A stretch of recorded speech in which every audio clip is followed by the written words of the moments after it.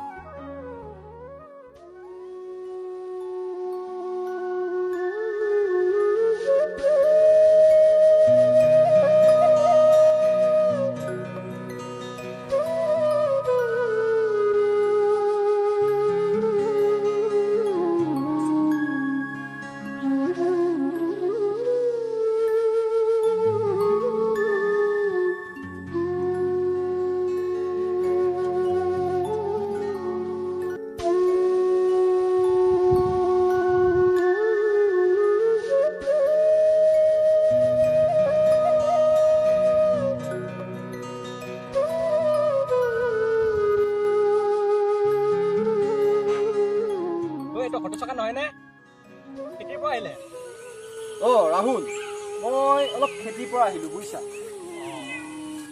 পিছে সতেশ্বৰ ভাইটি, চৰকাৰে লকডাউন ঘোষণা কৰিছে, ইফালে হাট বজাৰবোৰতো বন্ধ হৈছে। পিছে তোমাৰ এই খেতিডৰা লকডাউনলৈকে থাকিবনে? তাকেও ৰাহুল, মই চিন্তাতে পৰিছোঁ বুজিছানে। এইবাৰ ভালেখিনি টকা খৰচ কৰি খেতিখিনি কৰিছিলোঁ।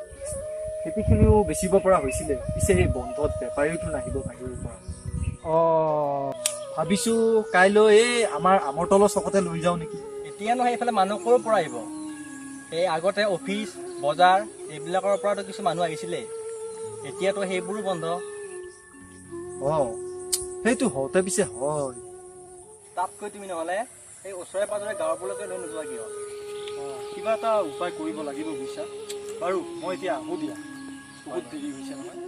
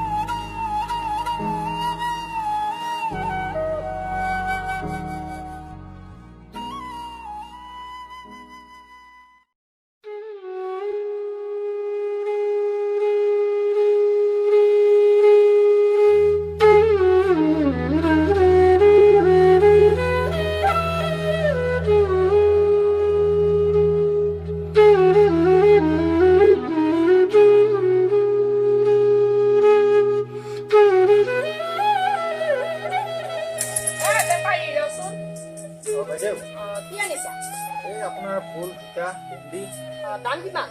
দাম আপোনাৰ কিলো 20 কৰি হ'ব। এই লকডাউনত ৰাইজে দি আছে 10 টকা আৰু 7 টকা, আপোনাক লাগে 20 টকা। বাইদেউ মই 15 টকাৰ কমত দিব নোৱাৰো, 15 দি আছো আপুনি হ'ব দে, নালাগে দিয়ক, লওক নালাগে দিয়ক, যাওক যাওক, হ'ব দিয়ক।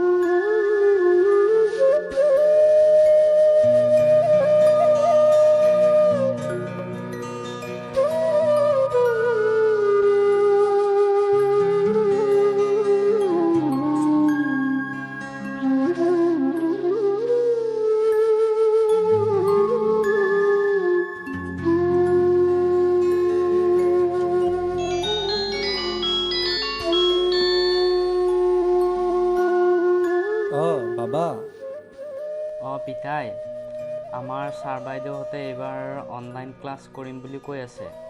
এতিয়া মোৰ ফোন দে হ'ব দে